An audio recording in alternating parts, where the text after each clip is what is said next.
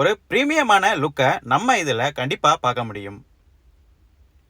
இந்த interior dashboard எல்லாமே பார்த்தோம்னா ஒரு ஹை குவாலிட்டியான ஹார்ட் பிளாஸ்டிக்கால பண்ணியிருக்காங்க. Full and full plastic use பண்ணுறதுனால வண்டியை நம்ம கிளீனாக மெயின்டைன் பண்ணுறதுக்கு ரொம்ப யூஸ்ஃபுல்லாகவே இருக்கும். ஒரு டீசென்டான க்ளோ பாக்ஸ் இங்கே கொடுத்துருக்காங்க.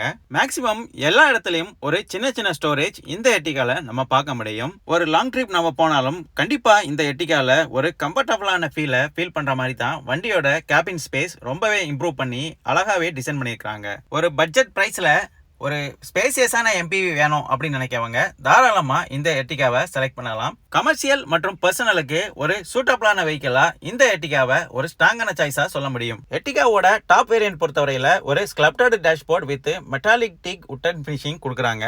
இது டாப் வேரியன்ட்ல மட்டும்தான் இந்த ஃபீச்சர் நம்ம கொடுக்குறாங்க. இந்த premium dual tone interior base வேரியண்டான எல்எக்ஸ்ஐல இருந்தே கொடுக்குறாங்க. Centre arm rest